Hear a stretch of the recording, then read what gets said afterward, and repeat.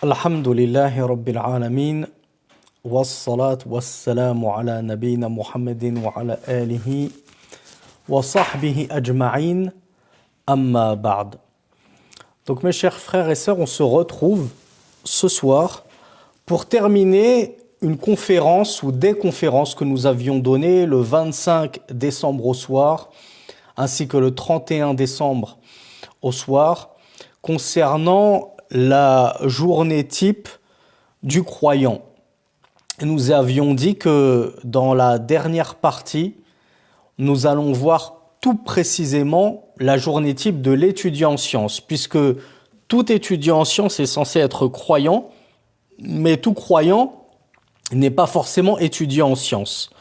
Donc, on avait parlé dans les conférences précédentes de la relation que doit avoir tout croyant au quotidien avec Allah, avec son Seigneur, et de sa relation qu'il doit avoir au quotidien également vis-à-vis de son messager, Muhammad sallallahu alayhi wa alihi wa sallam. Maintenant, le Cheikh Ibn Uthaymin va nous dresser un petit peu un programme à mettre en pratique au quotidien pour t'aider en tant qu'étudiant en sciences, dans ton talab ilm, dans l'étude de ta religion. Donc le cheikh nous avait dit, le protocole que je peux te dresser, ô toi étudiant en sciences qui m'avait questionné sur al-manhajiyya, il lui avait dit « Ihris ala hifzi kitabillahi ta'ala waj'al laka kulla yawmin shay'an mu'ayyanan tuhafidhu ala qira'atihi waltakun qira'atuka bitadabburin wa tafahhumin » Donc le cheikh Mohammed ibn Salih al-Uthaymin rahmatullahi alayhi lui avait dit, regardez par quoi il a commencé. Par quoi devrait commencer tout étudiant en sciences? Bien entendu, par Al-Qur'an. Voilà pourquoi le cheikh ibn Uthaymin lui avait dit, ihris, prête attention et sois prompte à mémoriser du Qur'an ou à mémoriser même le livre d'Allah, avait dit le cheikh Ibn Uthaymin. Si tu peux le mémoriser en entier, c'est l'idéal et c'est ce qui est attendu de tout étudiant en sciences. Mais si tu ne peux pas parce que tu es trop avancé en âge ou des choses comme ça, essaye de mémoriser le plus possible du Coran. Et qu'est-ce qu'il avait dit le cheikh rahmatullahi alayhi? Il avait dit, et fais chaque jour qui passe que tu as une partie du Coran bien déterminé que tu vas lire, c'est-à-dire que tu vas mémoriser, ou bien que tu vas réviser, ou bien simplement que tu vas lire comme nous l'a dit le cheikh, mais prends garde à ce que ta lecture soit toujours accompagnée de méditation et de compréhension. Ah oui, en tant qu'étudiant en sciences, comment tu peux te permettre de passer tes journées à lire le Coran et à ne pas te soucier de savoir ce que signifient ces versets-là, à ne pas les méditer. Toi, tu n'apprends que les mots, tu apprends par cœur le Coran et tu ne cherches même pas à savoir ce qu'il veut dire. Tu ne cherches pas à comprendre les enseignements d'Allah subhanahu wa ta'ala. Donc regardez comment le cheikh Ibn Uthaymin nous dit, oui, il convient pour tout étudiant en sciences de mémoriser le Coran. Il convient que pas un jour ne passe sans que tu n'aies lu du Coran. Et cette lecture, elle doit être accompagnée, puisque tu es un étudiant en sciences, de méditation et de compréhension. Et non pas une lecture machinale automatique, juste pour réviser ce que tu as mémorisé, et peu importe que je comprenne la parole d'Allah subhanahu wa ta'ala ou non. وَإِذَا عَنَّتْ لَكَ فَائِدَةً أَثْنَاءَ الْقِرَاءَةِ فَقَيِّدْهَا. Et le cheikh, Mohammed ibn Salih, rahmatullahi alayhi, nous dit, et si il t'apparaît une faïda, comme ça a dû tous nous arriver, au cours de nos lectures du Coran, il se peut qu'Allah te fasse comprendre des sens que tu n'avais encore jamais compris précédemment, ou que tu prêtes attention à certaines choses, à certains versets auxquels tu n'avais jamais prêté attention auparavant. Eh bien, le cheikh Mohammed ibn Salih al-Uthaymin nous dit, alors note-la, cette faïda, cette perle précieuse qu'Allah t'a inspirée en relisant le Coran, note-la pour ne pas l'oublier. Parce qu'il se peut que, si tu ne la notes pas tout de suite, demain, après-demain, une semaine, tu voudras ressonger, tu te diras, ah, dans Surat Yusuf, subhanallah, j'avais pensé à quelque chose d'incroyable qui m'avait fait penser à ceci et cela à notre époque. Et tu ne te souviens plus du tout quelle parabole tu voulais faire avec la sourate Yusuf, par exemple. Eh bien, si tu notes, ça pourra te servir grandement, comme on va le voir. Donc, le Cheikh Abdul Razak Al-Badr, puisque je vous rappelle, c'est lui qui a fait les annotations de cette épître, de cette lettre qu'avait écrite le Cheikh Mohammed ibn Salih Al-Uthaymin à l'un de ses élèves. Le Cheikh Abdul Razak Al-Badr nous dit min al-ma'ani wal hadayat allati tadullu alayha ayatul Qur'an al-Karim inna hadha al-Qur'an yahdi lillati hiya aqwam, comme dans sourate Al-Isra. Le Cheikh Abdul Razak Al-Badr, hafizahullah, il nous dit parmi les sens et les guidés qui prouvent et qui indiquent que les versets du Coran, ils guident vers la réflexion, vers la méditation. Allah Azza wa Jal nous dit dans sourate Al-Isra, le voyage nocturne, certes ce Coran guide vers ce qu'il y a de plus juste, vers ce qu'il y a de plus droit et correct, comme dans le verset numéro 9. والله عز وجل يقول كتاب أنزلناه إليك مبارك ليدبروا آياته وليتذكر أولو الألباب.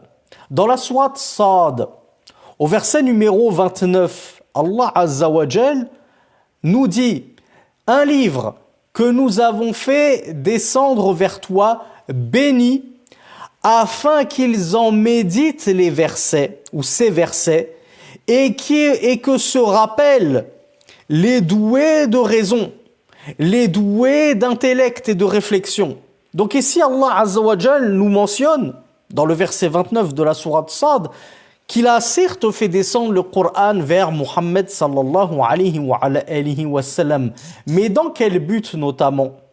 Eh bien, Allah Azza wa Jal nous le dit justement, c'est un livre béni, afin qu'il médite ces versets et que raisonnent, réfléchissent, se rappellent ceux qui sont dotés de raison et d'intellect. Donc, seuls les intelligents, les doués d'esprit, font l'effort de méditer sur le Coran, de réfléchir sur les sens, sur les versets qu'Allah Azza wa Jal nous a fait descendre dans ce livre béni. Donc le Coran, ce n'est pas une simple lecture, ce n'est pas qu'une affaire de lecture. C'est également, comme nous l'avait enjoint le Cheikh Mohammed ibn Salih Al-Uthaymin, une affaire de méditation, de recueillement, de compréhension, de réflexion.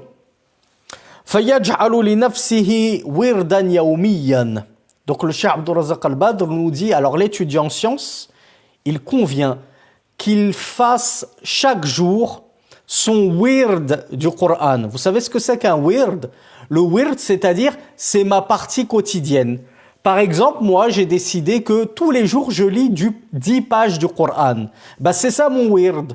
Mon voisin, par exemple, lui, il en fait 2 fois plus. Son wird, c'est qu'il va lire un juz du Coran, 20 pages du Coran. Eh bien, l'étudiant en sciences, il convient que chaque jour, il s'attelle à ne pas manquer à son wird, sa partie du Coran qu'il a pris l'habitude de mémoriser, de réviser et de méditer. Du coup, quelle est la meilleure façon de lire et réviser le Coran? Comme nous le dit le Cheikh Abdul Razak Al-Badr, la meilleure façon, c'est bien entendu la façon par laquelle procédaient les compagnons du messager d'Allah sallallahu alayhi wa sallam. وهي تحزيب القرآن إلى 7 أحزاب بحيث يختم في كل أسبوع مرة. Et quelle était cette façon de procéder des compagnons? Bien sûr, de manière générale. Il y avait des compagnons qui faisaient plus, il y avait des compagnons qui faisaient moins. Mais de manière générale, les compagnons, ils divisaient le Coran en 7 parties. Afin que, il termine le Coran en entier en une semaine, puisqu'il y a 7 jours dans la semaine. Si je divise le Coran en 7 parties, chaque jour je fais une partie, à la fin de la semaine, j'ai terminé l'intégralité du Coran. وإن ختم في كل شهر أو في كل 40 يوما أو في 20 يوما أو في كل 10 أيام في كل أسبوع وفي كل 3 أيام لا أقل من ذلك لكن يجعل ذلك شيئا ثابتا يواظب عليه وأحب العمل إلى الله أدوامه وإن قل. Donc le Cheikh Abdul Razak al-Badr nous dit cependant, s'il termine l'étude en sciences, le Coran, chaque mois, c'est-à-dire lui, il ne va pas le diviser en 7 et lire suffisamment de pages par jour pour le terminer en une semaine. Non, lui s'est mis en tête de le terminer chaque mois, c'est-à-dire que chaque mois, il va faire un juz du Coran. Chaque jour, il fait un juz du Coran, c'est-à-dire 20 pages. Il y a combien de ajza dans le Coran? 30. Donc, 30 ajza, chaque juz fait 2 hizb, il y a donc 60 hizb dans le Coran. Si chaque jour, puisqu'il y a 30 jours dans le mois, tu te fais un juz, eh bien tu as terminé le Coran en un mois. Si tu révises un juz par jour, et un juz c'est 20 pages du Coran. Donc si tu fais 20 pages par jour du Coran, tu auras terminé le Coran en un mois. Le cheikh nous dit, tu peux également le terminer en 40 jours. Il n'y a pas de mal. C'est toujours mieux que rien du tout. T'imagines celui qui termine le Coran tous les 40 jours, c'est déjà énorme, alhamdoulilah.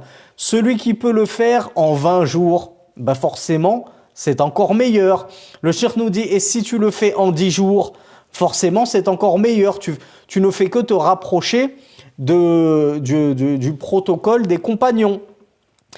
Si tu le fais en une semaine, comme on l'a vu, c'était la façon d'opérer des compagnons. Et tu peux le faire également en 3 jours seulement. Vous imaginez, il y en a qui révisent tout le Coran ou qui lisent l'intégralité du Coran en l'espace de 3 jours uniquement. C'est possible, mais c'est intense, je vous le concède. Et le Cheikh Abdul Razak al-Badr nous dit, mais qu'il ne fasse pas moins de 3 jours. Ne révise pas le Coran en 2 jours ou en un seul jour. Car le prophète sallallahu alayhi wa sallam avait défendu de lire tout le Coran en moins de 3 jours. Est-ce que vous savez pourquoi? Mais parce que moins de 3 jours, ce n'est plus propice à la méditation et à la réflexion. C'est comme on l'a vu, recracher par cœur ce qu'on a appris par cœur, sans essayer de méditer, de comprendre, de réfléchir. Or, on vient de le voir précédemment, c'est le but même de la décence du Coran. C'est de prendre ces versets, non pas pour les réciter sans comprendre, mais plutôt pour les réciter avec méditation, réflexion et compréhension. Et il est quasiment impossible de méditer consciencieusement tout le Coran en un jour seulement, ou en 2 jours seulement. Voilà pourquoi il convient de ne pas lire le Coran en moins de 3 jours. Et le cheikh nous dit, souvenez-vous, et cette chose-là, même si tu l'as fait peu, c'est-à-dire que toi, tu ne vas pas réviser le Coran chaque mois, tu vas le faire tous les 40 jours, tous les 50 jours, tous les 60 jours, admettons. Même si tu fais peu, persiste sur ce peu. Accroche-toi à ce peu. En effet, le Cheikh Abdul Razak al-Badr paraphrase un hadith unanimement authentique, donc on rencontre dans Bukhari et Muslim, où le prophète sallallahu alayhi wa sallam avait dit « La plus aimée des œuvres auprès d'Allah est celle pérenne », c'est-à-dire l'œuvre pérenne, c'est-à-dire celle qui dure, celle qui est constante, celle qui ne s'arrête pas brutalement. « Wa in qalla » quand bien même elle est minime. Donc mon cher frère, ma chère sœur, qui plus est toi qui es étudiant en sciences, mieux vaut que tu te fixes un objectif atteignable et franchissable à ton niveau, adapté à ton emploi du temps, à l'école, au travail, etc. Et tu te dis, moi, le Coran, j'essaye de le finir au moins une fois par mois, plutôt que de vouloir le terminer chaque semaine. Mais au bout du premier mois, tu l'auras lu 4 fois, tu seras lessivé, éreinté, tu vas tout abandonner. Et au final, le Coran, ce sera même plus une seule fois par mois que tu vas le faire. Ce sera une fois par an. Au Ramadan, ça y est, moi j'ai tenté l'expérience, ça m'a cassé. Maintenant, le Coran, je le lis plus qu'une fois par an, c'est au Ramadan. Donc, attention à vouloir aller trop vite et à finir par te dégoûter toi-même de la ibada, de l'adoration d'Allah et en l'occurrence de la lecture du Coran. Fais peu, mais de manière constante et pérenne. Cela est meilleur que de vouloir faire beaucoup pour au final cesser brutalement et t'arrêter dans cette habitude que tu avais prise. Deuxième conseil du Cheikh Mohammed ibn Salih al-Uthaymin rahmatullahi alayhi, il nous dit احرص على حفظ ما تيسر من صحيح السنة يعني صحيح سنة الرسول صلى الله عليه وعلى آله وسلم ومن ذلك حفظ عمدة الأحكام. Le Cheikh Ibn Uthaymin, après nous avoir enjoint à mémoriser le Coran et à le relire fréquemment et chaque jour, il nous dit efforce-toi. Je rappelle qu'il s'adresse aux étudiants en sciences. Efforce-toi d'apprendre ce qui t'est possible et aisé de hadiths authentiques du messager d'Allah sallallahu alayhi wa sallam. Comme par exemple te lancer dans l'apprentissage de Umdatul Ahkam, qui est un livre très plébiscité par les savants. Qu'est-ce que nous dit par rapport à ce conseil le Cheikh Abdul Razak al-Badr? Il nous dit نص رحمة الله عليه على هذا الكتاب المبارك عمدة الأحكام للإمام عبد الغني المقدسي. Oui, le Cheikh Mohammed ibn Salih al-Uthaymin, il a explicitement parlé de ce livre, Umdatul Ahkam, qui est un livre béni, compilé par le savant, le muhaddith, Abdul Ghani al-Maqdisi. Il a écrit un livre qu'on appelle Umdatul Ahkam, et qui est un livre qui ne contient exclusivement que des hadiths qui sont unanimement authentiques. C'est-à-dire que la spécificité de ce livre, contrairement à Boulour al-Maram, que certains connaissent, compilé par Ibn Hajar al-Asqalani, contrairement à Riyad al-Salihin, compilé par l'imam al-Nawawi, et même contrairement au Arba'in al-Nawawiyya, Umdatul Ahkam, il a cette spécificité que chaque hadith, il est rapporté et par Bukhari et par Muslim. Je crois qu'il y a 3-4 exceptions dans le livre qui ne sont rapportées que par l'un ou l'autre. Sinon, l'intégralité du livre est composée de hadiths unanimement authentiques. C'est pas juste Bukhari qui les a sortis ou juste Muslim. C'est Bukhari et Muslim. Vous voyez un petit peu le niveau d'authenticité du livre. Et cet ouvrage-là, il est en plus classifié selon Abwab al-Fiqh, les chapitres de la jurisprudence, de sorte que l'étudiant en sciences qui a mémorisé entièrement Umdatul Ahkam, il a en sa possession, dans son cœur, et dans sa mémorisation, dans sa mémoire, on va arrondir une 400aine de hadiths unanimement authentiques qui vont pouvoir le dépanner et l'aider dans toutes les questions principales de la jurisprudence, des ablutions, en passant par la prière, en passant par la zakat, le jeûne, le pèlerinage, le mariage, le divorce, les transactions, et ainsi de suite. Le Cheikh Ibn Uthaymin disait en troisièmement « Ihris ala tarkizi wa thabati bihaythu la ta'khudhu al-ilm bihaythu la ta'khudhi al-ilma » نطفا من هذا الشيء ومن هذا الشيء لأن هذا يضيع وقتك ويشتت ذهنك وهذا تنبيه مهم nous dit le Cheikh Abdul Razak al-Badr hafidhahullah. Donc le Cheikh Ibn Uthaymin disait efforce-toi de te concentrer et de te focaliser, c'est-à-dire dans ton apprentissage, dans ton enseignement, dans ton étude de la science, de sorte à ne pas prendre la science par, comment je pourrais vous le traduire, par miettes de pain que tu picores. Je picore un petit peu par là, je picore un petit peu par-ci, je picore un petit peu par là-bas, parce que cela va te faire perdre ton temps et va disloquer ton énergie, va éparpiller ton énergie. Effectivement, ça, on en a déjà parlé dans des cours précédents, notamment des séries de cours qu'on avait données en direct sur l'étude de la science. Et on avait vu que celui qui va, par exemple, se lancer dans un livre de tawhid, et puis, en même temps, il va vouloir suivre une playlist sur YouTube dans le fiqh.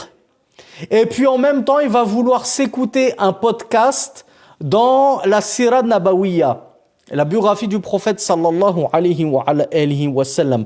Et puis, dans le même temps, il va assister à la mosquée, à des assises, ou carrément dans un institut, à des assises, dans un autre livre de fiqh ou de aqida ou je ne sais quoi. Il va essayer de jongler comme ça entre 3-4 matières. Il y en a qui peuvent. Je rappelle qu'en tant qu'étudiant en sciences, notamment quand on est élève d'une grande faculté islamique, moi je vous l'avais dit, on avait une douzaine ou une quinzaine de matières en même temps. Mais c'est censé être notre métier, n'est-ce pas? Ceux qui sont en école de cuisine, c'est censé être leur métier d'apprendre à cuisiner. Ben nous, c'était censé être notre métier d'apprendre la science, la mémoriser pour pouvoir ensuite l'enseigner aux autres. Mais moi, je m'adresse à vous, vous les débutants qui n'êtes pas de vrais étudiants en sciences dans des terres d'islam, dans des grandes universités, au pied des savants, etc. Vous voulez essayer d'apprendre la science à votre humble niveau, en prenant des cours dans un institut, en suivant les cours dispensés à la mosquée, sur YouTube, etc., en lisant des livres. Ne vous éparpillez pas trop. Sachez rester à votre niveau. Si vous sentez que 3 matières en même temps, c'est trop, 4 matières en même temps, c'est trop, qu'est-ce qui vous oblige à vous surcharger? Est-ce que c'est une course contre la montre? Est-ce que le but, c'est de devancer ton copain, ta copine, finir les 3 matières avant lui, avant elle? Souvenez-vous ce qu'on a dit tout à l'heure. Mieux vaut peu qui dure que beaucoup qui s'estompent. Si tu n'arrives pas à tenir la cadence, limite-toi à 1 matière, 2 matières, 1 livre, 2 livres. Quand tu auras fini cette matière ou ces 2 matières ou ce livre ou ces 2 livres, alors passe à la suite. Fais une 3e matière, fais un 3e livre. N'essaye pas de te surcharger. Et ça, c'est un conseil en or que nous donne le cheikh Mohammed ibn Salih al-Uthaymin. Concentre-toi bien. Reste focalisé sur la route que tu dois emprunter. Et n'essaye pas de vouloir prendre un petit peu par là, un petit peu par là, un petit peu par là. Je prends un petit peu d'aqida par-ci, un petit peu de fiqh par là, un petit peu dessus. Et ensuite, tu te disperses. Et tu n'arrives plus à joindre les 2 bouts. Tu sais plus c'était quoi déjà le dernier cours de Aqida, parce qu'entre-temps, tu t'es trop dispersé dans le fiqh, la biographie du prophète, usul al-fiqh. Il y a des débutants qui se lancent carrément dans les fondements de la jurisprudence, etc. Concentre-toi. Étudie correctement, consciencieusement cette matière, ce livre. Si tu ne peux faire que ça, moi pour les débutants, c'est ce que je préconise. Ne faites qu'une, voire 2 matières en même temps. Tu prends des cours de tawhid, investis-toi à corps perdu dedans. Fais-le bien. Ne fais que ça, mais fais-le bien. Quand tu auras fini tes 3 fondements, vas-y, fais par exemple l'Arba'in al-Nawawiyya. Mais quand tu te seras lancé dans les Arba'in al-Nawawiyya, fais-les bien. Ne commence pas à te disperser à droite et à gauche, et ainsi de suite. Donc moi, mon conseil que je recommande à mes frères et sœurs débutants, c'est de se limiter à une playlist. Quand vous étudiez sur Internet, prenez une playlist à la fois et faites-la bien jusqu'au bout. Moi, par exemple, mes playlists, elles font, on va dire, une dizaine, quinzaine, au pire, une vingtaine de cours. Donc voilà, une vingtaine de cours, tu te dis, j'en ai pour 1 mois. 20 cours, 20 jours dans le mois, je m'accorde le week-end de repos. En 1 mois, je fais que ça. Je ne vais pas commencer à vouloir regarder 50 chaînes à la fois, 50 playlists différentes. Tu vas voir que tu ne vas pas bien maîtriser ce dans quoi tu t'étais lancé et cette matière dans laquelle tu t'étais lancé. Donc le Cheikh Ibn Uthaymin nous disait En gros, j'ai envie de vous le traduire par à vouloir courir plusieurs lièvres à la fois. Eh bien, le Cheikh Ibn Uthaymin nous dit, tu vas perdre ton temps, c'est-à-dire que tu auras étudié comme ça pendant des semaines et des semaines Kitab Tawhid, et comme après tu t'es lancé pendant des semaines et des semaines, en plein milieu de Kitab Tawhid, tu t'es arrêté, il y a eu une série à l'institut de fiqh sur le mariage, tu t'es dit, ah ouais, faut pas que je manque ça. Ou alors sur Internet, on t'a fait miroiter des cours sur le mariage, sur le divorce. Tu t'es dit, faut pas que je manque ça. Et tu vas délaisser Kitab Tawhid pendant 2 semaines, 3 semaines, 1 mois. Quand tu vas revenir, tu vas dire, ah flûte, ça m'a coupé dans mon élan, je sais même plus là où j'en étais. Donc le shir nous dit, tu vas perdre ton temps parce que tu auras étudié tout ça précédemment pour rien du tout. Et ça va épuiser tes forces. Ça va dissiper ton énergie. Et donc le Cheikh Abdul Razak al-Badr, hafidhahullah, nous dit ça, c'est un beau rappel. C'est une belle exhortation de Cheikh Ibn Uthaymin. Et combien nombreux ne sommes-nous pas à ne pas y prêter suffisamment attention, à ne pas être très insouciant quant à cette règle de manhajiyya, cette règle de protocole, le fait de ne pas se disperser, de ne pas vouloir butiner à droite et à gauche dans la science. الشيخ يرى أن طالب العلم ينبغي أن يؤسس نفسه علميا والتأسيس علميا يكون برعاية وعناية المتون التي وضعها أهل العلم لتصبح قاعدة لطالب العلم في العقيدة وفي الحديث والفقه ونحو ذلك فيعتني بهذه المتون بحيث تكون فصولا ثابتة يؤسس عليها علمه لا أن يكون تحصيل العلم نطفا. Le Cheikh Abdul Razak al-Badr nous dit, le Cheikh Ibn Uthaymin a beaucoup insisté là-dessus, le fait de se focaliser, de se concentrer. Et le Cheikh, il voyait que l'élève, l'étudiant en sciences, il devait s'habituer, habituer son âme à prendre les choses selon les règles édictées par les savants. Le protocole recommandé par les savants. Et ce protocole recommandé par les savants, c'est quoi? C'est d'y aller matn par matn. Je ne vais pas commencer à butiner, justement, comme on l'a dit, Umdatul Ahkam, et puis après, je m'arrête, et je vais commencer à lire dans Arba'in al-Nawawiyah. Et puis après, je m'arrête, je commence à me lancer dans Boulough al-Maram. Et puis après, je m'arrête, je commence à me lancer dans le Muwatta de l'imam Malik.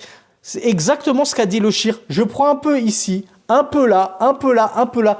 Qu'est-ce qui se passe à la fin, mes frères et sœurs? À la fin de l'année, même à la fin de 3 années, même les Arba'in al-Nawawiyah, les 42 hadiths compilés par l'imam al-Nawawi, tu les auras même pas finis jusqu'au bout. Tu n'auras même pas été capable de les voir en entier. Pourquoi? Parce qu'à chaque fois, tu t'arrêtes et tu passes à autre chose. Tu t'arrêtes en plein milieu d'un livre parce qu'il y a eu un nouveau séminaire, une nouvelle conférence, des nouveaux cours à la mosquée, un nouvel institut, une nouvelle playlist sur YouTube, un nouvel influenceur qui débarque d'on ne sait où et qui te propose de faire plutôt tel livre parce que lui, il a mieux compris, mieux que tout le monde et ainsi de suite. Au final, tu ne vas jamais au bout de ce que tu as entrepris. Et ça, c'est terrible. Va matn par matn, épître par épître. Tu as commencé avec les 40 hadiths de l'imam al-Nawawi, finis-les, va jusqu'au bout. Quand tu auras fini, tu passeras au niveau supérieur. Umdatul Ahkam, tu les as pas encore finis, c'est pas la peine de passer à Boulough al-Maram ou à encore pire Nailul Awtar d'Ash-Shawkani et ainsi de suite. Va palier par palier, niveau par niveau. T'as pas encore fini Arba'in al-Nawawiyah, c'est pas la peine de complètement changer de route et de commencer avec Umdatul Fiqh. Là, c'est plus Umdatul Ahkam, c'est Umdatul Fiqh dans la jurisprudence. Là, t'as carrément fait le grand écart. T'es passé d'un livre de hadith pur à un livre de fiqh pur, un livre de jurisprudence. Mais plutôt, je prends une matière donnée, la croyance, le fiqh, le hadith et ainsi de suite, et je demande quel est le tout premier livre quel est le tout premier livre à étudier au tout premier niveau. Et je le fais jusqu'au bout. Et je ne me retourne pas à droite et à gauche. Si je sens que j'ai de l'énergie, j'ai du temps, j'ai de la force, j'ai des facultés qui me permettent de faire une autre matière en plus, alors vas-y, rajoute-toi une autre matière, mais toujours, tu commences au bas de l'échelle, comme on verra, avec le premier niveau et le livre adapté au premier niveau. Et tu fais ça dans toutes les matières, nous dit le Cheikh Abdourazaq Al-Badr. Tu suis cette manhajia. Je vais du plus petit niveau vers l'intermédiaire, vers le plus grand. Et je ne butine pas un petit peu par-ci, un petit peu par-là. Je vous l'avais déjà narré, cette anecdote personnelle. Je me rappelle, lorsque je débutais la science en Égypte, je m'étais acheté le Majmour d'An-Nawawi en une trentaine de tomes. Et je voulais commencer l'apprentissage du fiqh là-dedans. Je m'étais dit, allez, au lieu de perdre mon temps à lire 50 livres, autant que je lise directement le dernier niveau. Au moins, j'aurais déjà tout de présent là-dedans. Et je me suis lancé dans le fiqh sur la partie sur les ablutions avec le Majmour de l'imam An-Nawawi. Et je me suis cassé les dents parce que j'avais pas encore eu vent des conseils des savants. Ensuite, quand j'ai eu les conseils des savants, j'ai refermé ce livre. Je l'ai laissé bien au chaud et je me suis mis à étudier Umdatul Fiqh justement d'Ibn Qudama, le tout premier niveau dans le fiqh Hanbali.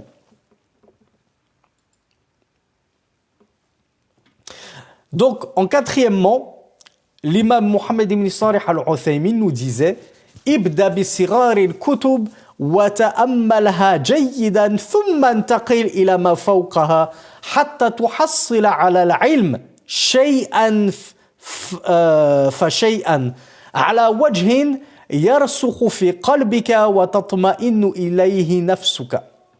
Donc c'est ce qu'on disait, le cheikh Mohammed ibn Uthaymin nous disait, commence par les petits livres, c'est-à-dire les épîtres concises, et médite-les. Toujours on revient là-dessus, méditation, compréhension. C'est pas j'apprends par cœur bêtement, sans rien comprendre. Moi, dans le hadith, on commence par quoi en tant que débutant? On commence par Al-Arba'in An-Nawawiyya. On commence même pas en réalité, comme nous l'a dit le Cheikh Ibn Uthaymin, qui nous avait conseillé Umdatul Ahkam. En réalité, on conseille plutôt d'abord Al-Arba'in An-Nawawiyya. Mais avec la bonne opinion qu'on a pour le Cheikh, pour lui, il s'est dit les enfants dans notre pays, en Arabie Saoudite, en primaire, ça y est, ils le connaissent déjà par cœur. Donc cet élève qui m'a demandé de lui dresser un protocole, je ne vais pas lui demander d'apprendre Al-Arba'in An-Nawawi alors que vu son âge, il les connaît déjà depuis 10 ans très certainement. Donc c'est pour ça qu'il avait commencé en lui préconisant d'apprendre Umdatul Ahkam. Je rappelle que de base, c'est une épître que le cheikh avait écrit pour un élève en particulier. Il l'avait pas écrit pour nous tous. Donc nous, comme on parle à tout le monde, on dit d'abord, avant Umdatul Ahkam, on commence par Al-Arba'in An-Nawawiyya. Et donc, je fais quoi? Je les apprends bêtement comme ça, par cœur? Oui et non. Je les apprends par cœur? Oui. Mais bêtement, non. Je les apprends par cœur et avec compréhension, avec méditation. Je dois savoir ce que ça signifie. Je dois être capable de les expliquer. Je dois être capable de les enseigner, de les transmettre à mon tour. Donc le cheikh nous disait, tu commences avec les petits livres, les épîtres concises, et tu les médites jayidan. Tu les médites bien, tu les comprends, tu les digères, et non pas tu les avales sans digérer. Puis, une fois que tu l'as maîtrisé, cette petite épître, tu passes au niveau supérieur, jusqu'à ce que tu prennes la science petit à petit. Petit à petit, l'oiseau fait son nid. Je veux devenir un grand muhaddith, je me lance pas tout de suite dans l'apprentissage de Sahih Bukhari. Je commence déjà par Al-Arba'in An-Nawawiyya. Après, je fais Umdatul Ahkam. Après, Bulugh al-Maram. Ensuite, je peux commencer à regarder plus haut et plus grand. Mais la science, je dois l'apprendre petit à petit. Parce que c'est ainsi qu'elle vient se loger et s'ancrer bien fermement et solidement dans le cœur, nous dit le Cheikh Ibn Uthaymin. Et c'est ainsi que ton âme s'apaise. Tandis que si tu surcharges ton âme en lui donnant trop, dès le début, comme moi j'avais fait, j'ai voulu trop étudier le fiqh dès le début, avec le Majmou' al-Nawawi, je me suis cassé les dents et j'ai cassé mon âme dessus. Donc ton âme va se tranquilliser lorsque tu lui donnes un petit peu. Comme un bébé lorsque tu lui donnes des petites bouchées. Tu vas pas commencer à un nouveau-né qui est, comme on dit Fatim déjà, qui est sevré. Tu vas pas commencer à lui apporter un grec frites d'un demi-kilo. Non, tu lui donnes des petites compotes, petit à petit. C'est comme ça que le bébé, il grandit. Eh ben, toi, c'est pareil. Tu veux grandir dans la science? Prends ton temps, vas-y doucement, morceau par morceau. Ne cherche pas à vouloir tout ingurgiter d'un seul coup de la science. Et le Cheikh Abdul Razak Al-Badr nous dit, et cela est la façon dont nous ont éduqués la plupart des gens de science. Ils orientent leurs élèves vers notamment Al-Arba'in Al-Nawawiyya. Vous voyez, le Cheikh Abdul Razak Al-Badr, il tient à rappeler, attention, ne pensez pas que le conseil du cheikh à son élève, en particulier, c'était un conseil applicable pour tout le monde. De base, l'étudiant en sciences, les savants lui conseillent de commencer la science et la mémorisation en parallèle du Coran. Tu peux le faire en parallèle du Coran. Tu n'es pas obligé d'attendre d'avoir appris tout le Coran par cœur pour te lancer dans Al-Arba'in Al-Nawawiyya. Mais il convient que l'un des tout premiers matn, l'une des tout premières épîtres que tu apprends, avant même les 3 fondements, avant même Al-Ajurumiyya, convient que ce soit Al-Arba'in Al-Nawawiyya de l'imam Al-Nawawi. Al-Arba'in, ça signifie les 40. On l'appelait les 40, quand bien même ils contiennent 42 hadiths. Wala yaziduna alayhi. Le Cheikh Abdul Razak Al-Badr nous dit, les savants, ils n'ajoutent rien à cela au départ. Tu es un débutant, commence à apprendre les dernières sourates du Coran, les plus courtes, et lance-toi dans Al-Arba'in Al-Nawawiyya. Et ne te distrais pas avec autre chose. Commence pas à vouloir apprendre Umdatul Fiqh, Zad al-Mustaqni', etc., Al-Ajurumiyya. Concentre-toi sur tes Arba'in Al-Nawawiyya. Crois-moi que tu auras déjà beaucoup à faire en les apprenant avec méditation et compréhension comme nous l'avons vu. Pas juste apprendre par cœur bêtement sans rien comprendre.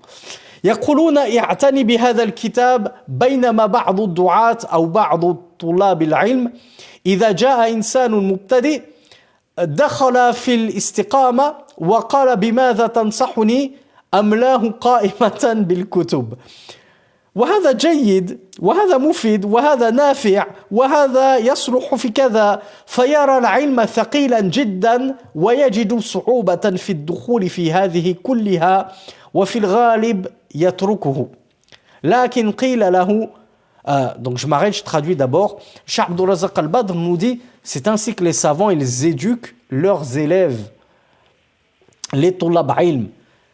On y va petit à petit.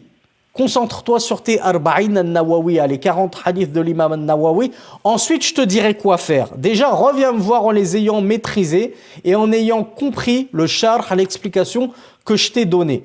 Il nous dit, malheureusement, on a certains prédicateurs et certains étudiants en sciences, lorsqu'un débutant vient les voir et qu'il leur dit « je me suis mis dans la droiture », istaqamtu. Il y en a qui parlent de iltizam, mais comme le Cheikh Ibn Uthaymin l'avait expliqué, c'est un mauvais terme de dire une personne elle est multazim. On dit plutôt elle est mustaqim. Mais vous connaissez très certainement plus le mot multazim que mustaqim. Donc mustaqim dans le sens de multazim, c'est-à-dire personne s'est mis bien dans la religion. Elle est sortie de son ignorance, du dévergondage, etc. Et elle veut se ranger dans le din. Il vient voir un prédicateur, un étudiant en sciences, et il lui dit « je commence par quoi ?» Bien, le Cheikh Abdul Razak Al-Badr nous dit, on a certains d'entre eux, malheureusement, qui vont leur dérouler toute une liste de livres. Alors ça, c'est bien. Faut que tu étudies ça. Faut que tu écoutes ceci. faut que tu regardes cela, faut ceci, faut cela, ça c'est profitable, ça c'est bénéfique, ça. Ils vont leur donner un protocole très très lourd, très exhaustif, très rébarbatif. Et qu'est-ce qui va se passer? Cette personne-là qui vient tout juste de se lancer dans le din, de s'accrocher à sa religion, ça va la décourager, ça va lui couper l'herbe sous le pied et ça va la faire rebrousser chemin. Elle va tout abandonner, elle va tout arrêter. Pourquoi? Parce que elle a eu l'impression que l'islam c'était compliqué, que la science c'était lourd, que c'était vaste, que c'était complexe. Alors que si tu lui avais dit, va m'apprendre Al-Fatiha par cœur, Al-Ikhlas ou Al-Falaq ou Al-Nas, et quand tu auras fini, viens, je te rajoute encore quelques sourates, Al-Asr et ainsi de suite. Quand tu as fini, viens, on va commencer à faire Al-Arba'in Al-Nawawiyya. Bien sûr, moi je vais te les faire juste en français. Je sais que pour l'instant, la langue arabe c'est trop compliqué pour toi. Viens, on va commencer à parler des hadiths du prophète sallallahu alayhi wa alihi wa sallam. Innamal a'malu bin niyat. Je commence à te parler du hadith des niyat et ainsi de suite. Je vais pas commencer à te sortir des hadiths qui font 4 pages dans le recueil d'Al-Bukhari. Là, tu es en train de dégoûter les gens de la science. C'est à cause de quoi que ces gens se sont coupés de la science et détournés de la science? À cause de certaines mauvaises personnes qui leur ont donné de mauvais protocoles à suivre, en pensant bien faire. Bien sûr, ils veulent bien faire, mais ils font mal, malheureusement. Tandis que, donc le Cheikh Abdul Razak Al-Badr nous dit, tandis que si on lui avait dit à cette personne débutante, Khudhil arba'in yakfika, prends les 40 hadiths de l'imam An-Nawawi, va les acheter dans une librairie, t'as même en plus des explications traduites en français. Et il me semble que l'explication de Cheikh Saleh Al-Fawzan, elle est traduite en français. Je crois qu'il y a également l'explication de Cheikh Abdul Razak Al-Badr qui est traduite en français. Peut-être même l'explication d'Ibn Uthaymin et Salih Al-Sheikh. On vit à une époque, alhamdoulilah, où Allah nous a tellement facilité la science. Même en français, Allah Azza wa Jal l'a grandement facilité. Donc le Cheikh Abdul Razak Al-Badr nous dit, dis-lui plutôt, prends les Arba'in An-Nawawiyya, yakfik. Ça te suffit amplement pour l'instant. Tu as déjà de quoi faire. Si tu les termines durant ce mois de Ramadan, en faisant un hadith et demi par jour, on va dire, ou 2 hadiths par jour, et tu t'octroies les week-ends de libre, tu verras le mois de Ramadan, tu vas vivre ton meilleur mois de Ramadan, parce que tu l'auras accompagné de science. Essaye de le mémoriser si tu peux, nous dit le Cheikh Abdul Razak Al-Badr, hafizahullah. Mais je conçois que c'est pas donné à tout le monde, notamment quand on n'est pas arabophone. Je conçois que ce soit très difficile de mémoriser des hadiths quand on n'a même pas la langue arabe. D'où le fait qu'on devrait tous se motiver à apprendre la langue arabe. Vous vous doutez bien que le Cheikh Ibn Uthaymin s'adressait à son élève qui parlait déjà arabe. Et Abdul Razak Al-Badr, hafizahullah, il a donné cette conférence en arabe à des gens qui comprenaient déjà la langue arabe. Moi, comment puis-je passer outre le fait de vous dire la base des bases, c'est aussi d'apprendre la langue arabe. Parce que normalement, toutes ces choses-là, ça s'apprend en langue arabe. Quand j'apprends le Coran, bien entendu, je l'apprends certainement pas en français. C'est pas les traductions des sens rapprochés du Coran que j'apprends en français, par cœur. C'est pas les Arba'in An-Nawawiyya en français, la traduction de un tel et un tel et un tel que je vais apprendre par cœur. Ces choses destinées à l'apprentissage par cœur, c'est en langue arabe. Donc je me dois naturellement en tant qu'étudiant en sciences d'apprendre la langue arabe. Il est tellement sidérant de voir des gens aujourd'hui, notamment sur les réseaux sociaux, parce que ça leur a donné un tremplin et un piédestal qu'ils n'avaient pas à l'époque, notamment sur TikTok, on a des gens qui se prétendent étudiants en sciences, influenceurs, qui parlent du matin au soir de religion, ça donne des conseils du matin au soir, alors qu'ils n'ont toujours pas la langue arabe. Ils ne comprennent rien à l'arabe, mais ils sont là à parler d'islam du matin au soir. Cheikh un tel, il a dit ceci, Cheikh un tel, il a dit cela, moi j'ai lu un livre, moi j'ai fait ceci, moi j'ai fait cela, je vous fais des fatwas, je vous donne des conseils. Déjà le premier niveau, il est complètement passé. Donc le Cheikh Abdul Razak Al-Badr, hafizahullah, Il nous dit par rapport à ces Arba'in al-Nawawiyya, essaye de les apprendre si tu peux, révise-les et lis même plusieurs shuruh. Tu vois, ne te contente pas d'un seul charh. Une fois que tu en as fini un, n'hésite pas à le refaire à nouveau. C'est pas interdit de refaire un livre. J'espère que vous êtes au courant. Il n'y a aucune interdiction religieuse de refaire un livre, un matn, avec un autre charh, une autre explication. Je vous l'ai souvent conseillé. C'est extrêmement bénéfique et c'est ce que nous conseille de faire le cheikh Abdurrazaq al-Badr, hafidhahullah. Il nous dit c'est seulement 40 hadiths. Ça va te prendre un tout petit peu de temps de les étudier, mais pas toute l'année. Subhanallah. Si tu apprenais un seul hadith tous les jours, tu le terminerais, c'est Arba'in an-Nawawiyya, tu les terminerais en 42 jours, en réalité. Regardez, 1 mois et demi seulement pour terminer un livre d'un bénéfice extrême dans la religion et qui te servirait au quotidien. Moi, il m'a servi dans je ne sais combien de khutab. Quand j'étais en France, que je prêchais en France, je montais sur le mimbar, je tenais une khutba entière juste avec un hadith de ces Arba'in al-Nawawiyya. Vous pouvez aller voir mes playlists prêche, sermon du vendredi.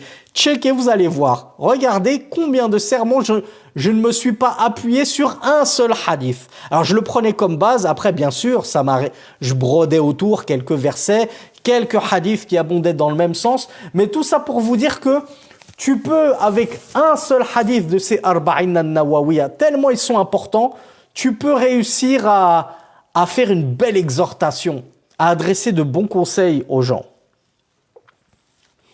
Et le cheikh nous dit Satajidu atharaha al-mubarak alayka.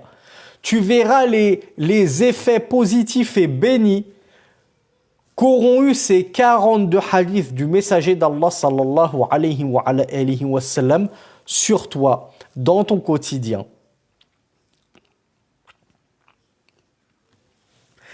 Le cheikh nous dit en effet les 40 hadiths de l'imam al-Nawawi, vraiment, et ils ont quelque chose d'incroyable. Parce que de nombreux auteurs se sont attelés à composer 40 hadiths. Vous savez pourquoi? Parce que il y a un hadith da'if qui dit que celui qui compile 40 hadiths du prophète, je ne sais pas ce qu'il y a dans le hadith qu'on leur a promis. Parce que c'est un hadith qui en réalité est da'if. Donc voilà pourquoi on a certains muhaddithines qui ont œuvré par ce hadith et se sont dit on va compiler du coup 40 hadiths. Il y en a qui ont compilé 40 hadiths sur le tawhid. Il y en a qui l'ont fait dans les bons comportements. Il y en a qui l'ont fait dans le fiqh. Chacun s'est dit je vais réunir 40 hadiths dans un thème. Mais l'imam al-Nawawi, rahmatullahi alayhi, il n'a pas choisi 40 hadiths qui ne traitent que d'un seul thème, comme par exemple juste la croyance, juste la jurisprudence, juste la biographie du prophète sallallahu alayhi wa sallam. Mais il a pris 40 hadiths qui font partie de ce qu'on appelle jawami'ul kalim.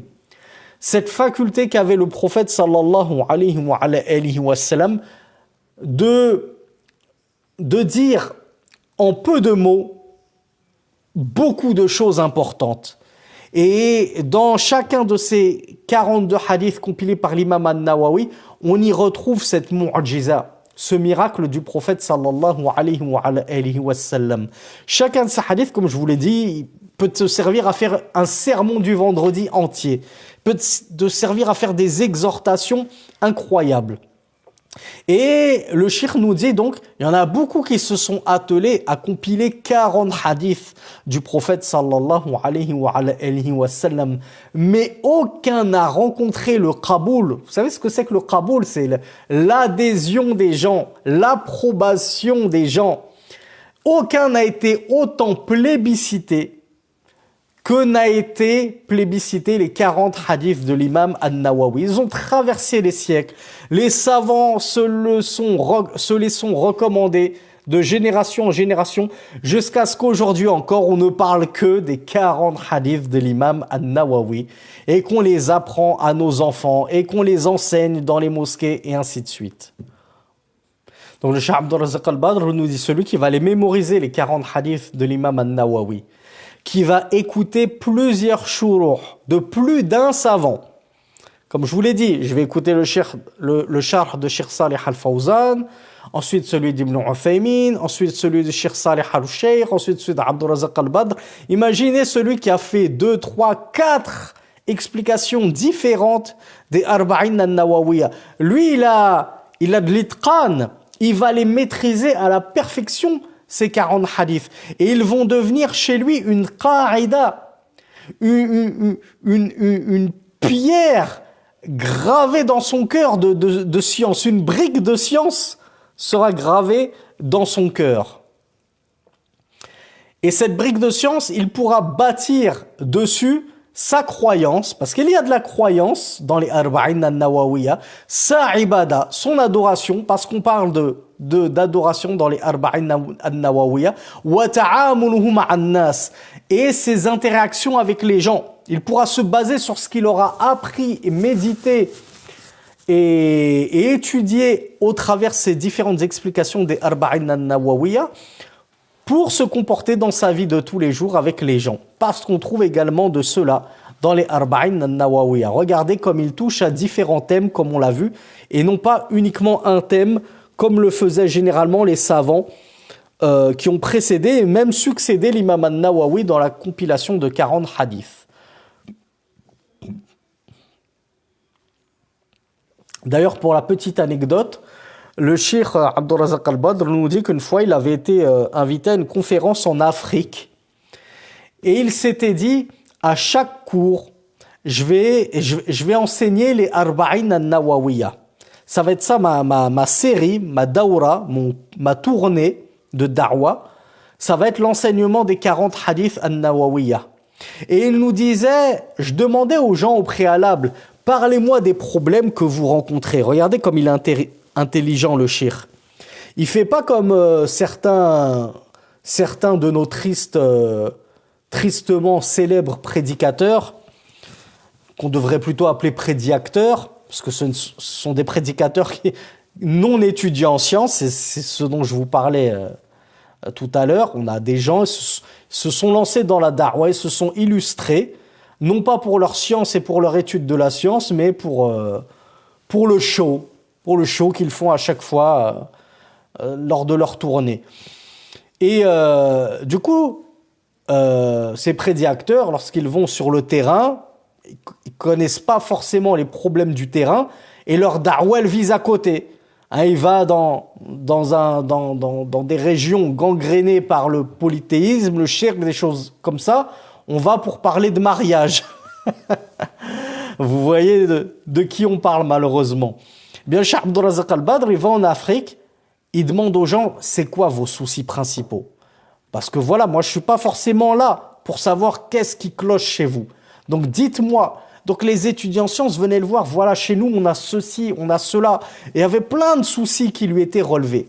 Le cheikh nous disait, je me lançais dans l'explication de mes Arba'in al-Nawawiyya, et ces 42 hadiths de l'imam al-Nawawi me permettaient de solutionner tous les problèmes qu'on me rapportait. Je vous donne un exemple tout bête. Le 5e hadith de ces Arba'in al-Nawawiyya, c'est le hadith de la bid'a, rapporté par Aïcha. Celui qui œuvre une œuvre sur laquelle nous n'avons pas donné notre ordre, son œuvre est rejetée. Dès qu'il y en a un qui venait voir le cheikh, voilà, nous on a un problème, on a telle innovation, les gens font ceci et cela. Dans mon explication du hadith numéro 5, boum, je balaye cette bid'a-là. Pourquoi? Parce que de base, on a condamné la bid'a. Avec le hadith numéro 5, on a expliqué pas de place pour les innovations dans notre religion. Problème réglé. Le cheikh nous disait, je réglais par là la cause de ces Arba'in al-Nawawiyya, tous les problèmes qui m'étaient soulevés. Vous imaginez un petit peu une dawra, juste une tournée de cheikh. Il a réglé tous les problèmes des gens. Par la baraka, la bénédiction que contiennent ces Arba'in al-Nawawiyya. Je les rappelle, c'est les propos de Rasulullah sallallahu alayhi wa sallam et non pas de l'imam al-Nawawi qui n'en est que le compilateur. Donc vous comprenez pourquoi il est tellement important ce livre et pourquoi je vous l'ai tellement recommandé et je vous ai tellement incité à l'apprendre.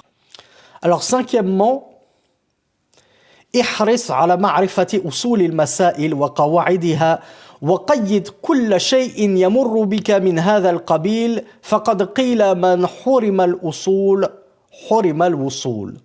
Le Cheikh Ibn Uthaymin nous dit cinquièmement, efforce-toi de connaître usulul masail, les questions mères, c'est-à-dire les questions sources, les questions desquelles découlent tout le reste, ou plusieurs questions. Donc les questions qui vont tout regrouper, les grandes questions, les grands sujets, les grands fondements, les grandes bases.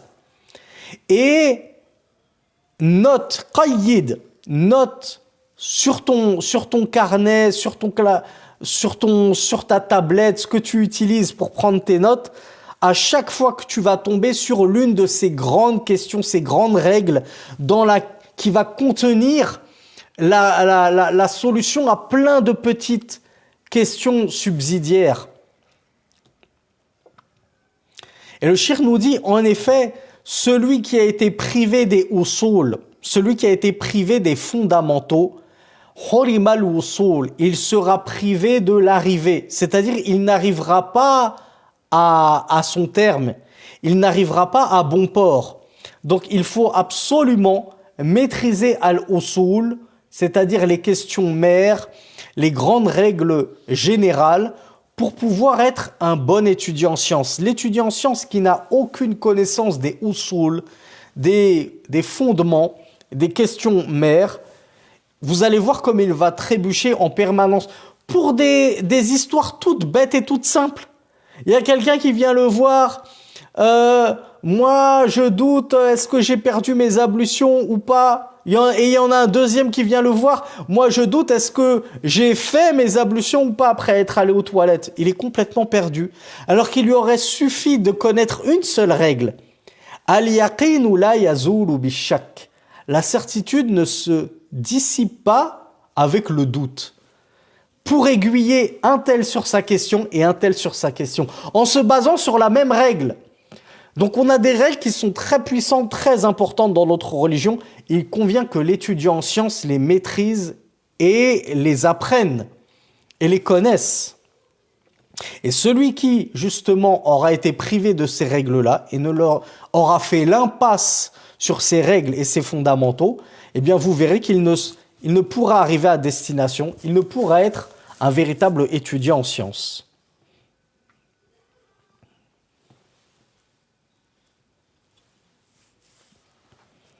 Donc le Cheikh Abdul Razak al-Badr nous dit ces règles-là, tajma'u lahu al-ashbah wa an-nadha'ir wa tuzilu anhu al-ishkalat al-warida. C'est des règles qui vont regrouper tous les sujets se ressemblant.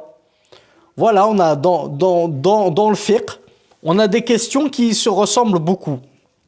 On va avoir des règles qui vont répondre à toutes ces questions à la fois en une seule règle. Et donc elles vont dissiper un grand nombre d'ambiguïtés dans l'esprit de l'étudiant en sciences lorsqu'il les aura bien maîtrisées. À ce titre, le Cheikh Abdul Razak al-Badr, hafizahullah, nous dit, on a même le Cheikh Mohammed ibn Salih al-Uthaymin, dont on est en train d'annoter la lettre, l'épître. Il a lui-même écrit un livre de règles. Mais est-ce que vous pensez que c'est des règles de jurisprudence ? Non. Il a écrit un livre de règles, de qawa'id, mais dans le chapitre des asma wa sifat, des noms et attributs d'Allah. Al-qawa'id al-muthla fi asma'illahi wa sifatihi al-husna. Le Cheikh Ibn Uthaymin a écrit un livre dont il a lui-même fait le sharh d'ailleurs, qu'il a intitulé Al-Qawa'id al-Muthla, les règles les plus illustres, fi asma'illahi wa sifatihi al-husna, concernant les noms et attributs divins. Et dans ce livre, il a dressé les grands fondamentaux, les grandes règles, desquelles on peut tirer plein de questions, plein de réponses à plein de questions qui se ressemblent, plein de sujets qui se ressemblent.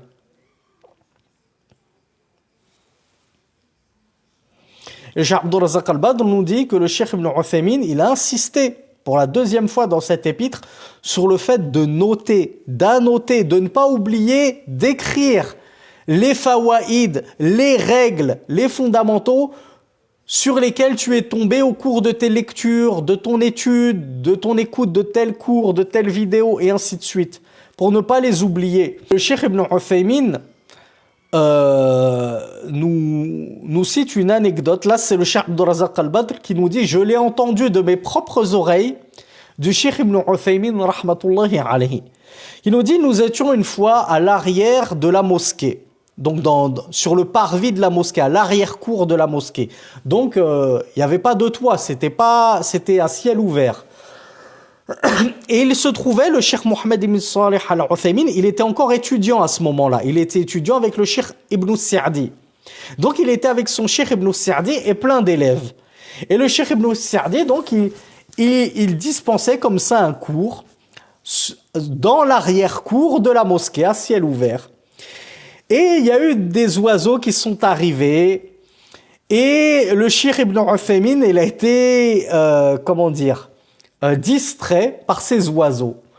Lorsque son Cheikh Ibn Sa'di a vu que son élève Ibn Uthaymin était distrait de la science, du cours, par des oiseaux, il lui a dit cette belle phrase en arabe qui ne saurait, je ne saurais lui faire honneur en la traduisant en français.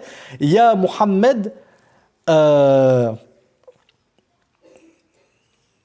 Saydul ilm khayrun min saydit tayr. Il lui a dit, chasser la science est meilleur que chasser le gibier. Chasser le gibier, c'est-à-dire les oiseaux, les pigeons, tout ça, c'est du gibier. On est d'accord. Ben, le cheikh lui a dit quoi? Il lui a dit chasser la science est meilleur que chasser le gibier. C'est-à-dire, au lieu de te détourner par ce gibier, ces oiseaux-là, et au lieu d'essayer de vouloir les attraper, essaie plutôt d'attraper la science, les fawaïd que tu viens de rater de mon cours, en te détournant justement de ça par la cause de ce gibier. Et donc le Cheikh Abdurrazaq al-Badr nous dit وَالصَّيْدُ الْعِلْمِ يُقَيَّدُ مِثْلُ الصَّيْدِ. La faïda du Cheikh Ibn Sa'di, elle était où? Elle était dans cette comparaison, dans cette métaphore pour nous montrer que le gibier, on est d'accord qu'on le chasse. Et quand on le chasse, qu'est-ce qu'on fait? Quand on a attrapé un gibier, et pas forcément un oiseau, prenez un lapin. Quand tu as réussi à attraper un lapin, qu'est-ce que tu fais si tu veux le manger? Bah, tu le ligotes, on est d'accord, tu l'attaches pour ne pas qu'il s'en aille. Pareil, tu as attrapé une gazelle, tu l'attaches pour ne pas qu'elle s'en aille. Eh bien, la science également, elle doit être attachée pour ne pas s'en aller.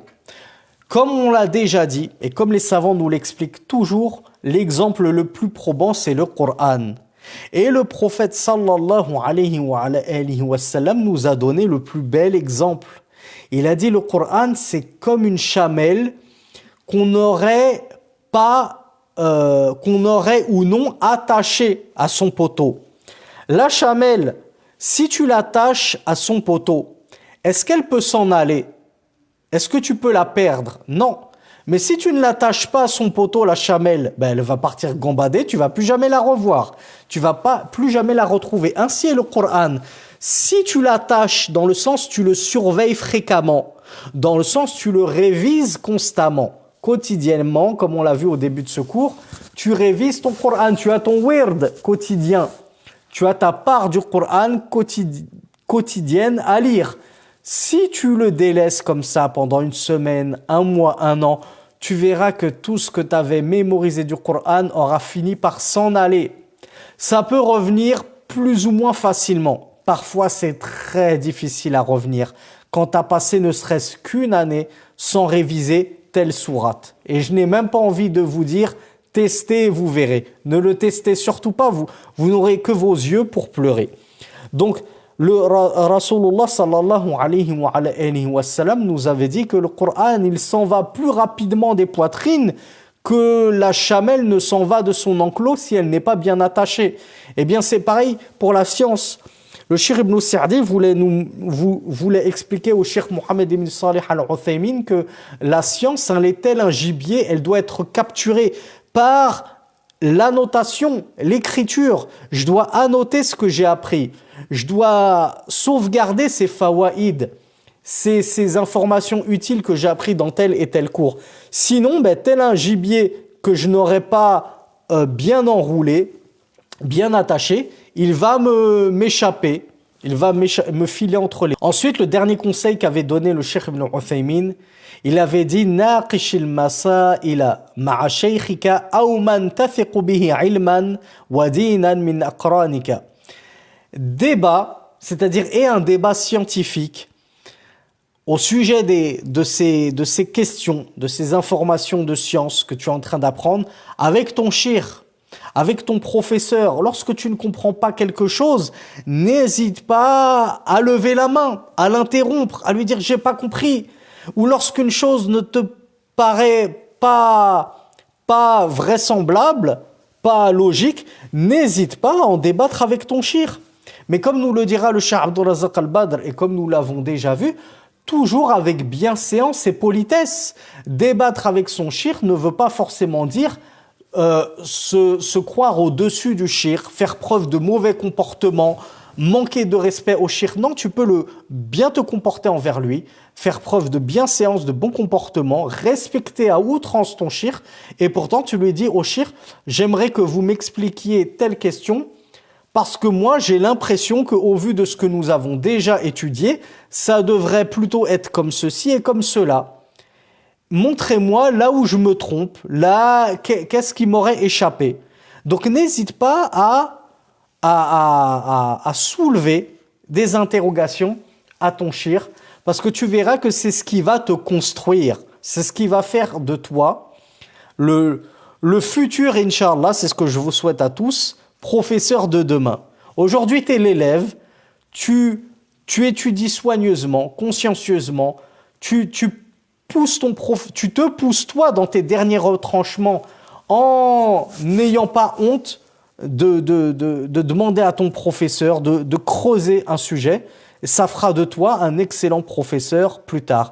Et si tu ne peux pas le faire directement avec ton cheikh, directement avec ton professeur, alors le cheikh nous dit, fais-le avec un collègue, un camarade de classe, un étudiant en sciences comme toi, qui étudie avec toi les mêmes matières, avec le même cheikh, un élève sérieux en qui tu as confiance, n'hésite pas à essayer de soulever des questions comme ça avec lui. Ou alors, vous faites ce qu'on appelle des tests mutuels. Tu lui dis, voilà, chaque semaine, on se donne rendez-vous et on se teste sur tous les cours de la semaine. Je te pose des questions, tu me poses des questions et on débat sur ces questions, mais pas un débat pour savoir qui est le plus fort, etc. Pour voir si on a bien compris. On va essayer de se piéger. On va essayer de se poser des questions difficiles pour voir si on a bien compris le sujet. Et ça, c'est également très, très profitable pour l'étudiant en sciences. Et imaginez, ça c'est un cas assez rare, que tu ne puisses ni le faire avec le cheikh, ni le professeur, ni aucun de tes camarades de classe. Aucun collègue dans l'institut ne veut se réunir avec toi, débattre comme ça, faire des échanges de questions-réponses pour tester nos connaissances, etc. Eh bien, le Cheikh Ibn Salih Al-Uthaymin nous disait, jusqu'à ce que tu aies à devoir t'imaginer la présence d'un collègue imaginaire. Et alors, pose-lui des questions imaginaires, c'est-à-dire pose-lui des questions à ce collègue imaginaire et essaye de répondre à sa place. Ou bien toi, fais-toi poser des questions imaginaires par cet élève-là. Personne ne veut venir te poser des questions. Pose-les toi à toi-même. Imagine-toi que tu as un collègue en face et tu te poses comme ça des questions à toi-même. Bon, imagine qu'il me demande ça et ça. Comment je pourrais répondre? Comment je pourrais justifier cette question-là? Comment je pourrais l'expliquer? Et ainsi de suite. Donc, même si tu es seul au monde, entre guillemets, tu peux toujours essayer de travailler, de réviser tes acquis en, malheureusement, faisant les questions-réponses tout seul.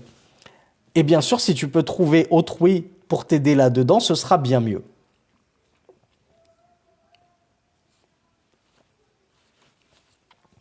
Donc c'était la fin de cette belle épître, cette belle lettre du Cheikh Mohammed ibn Salih Al-Uthaymin qu'il avait écrite à son élève.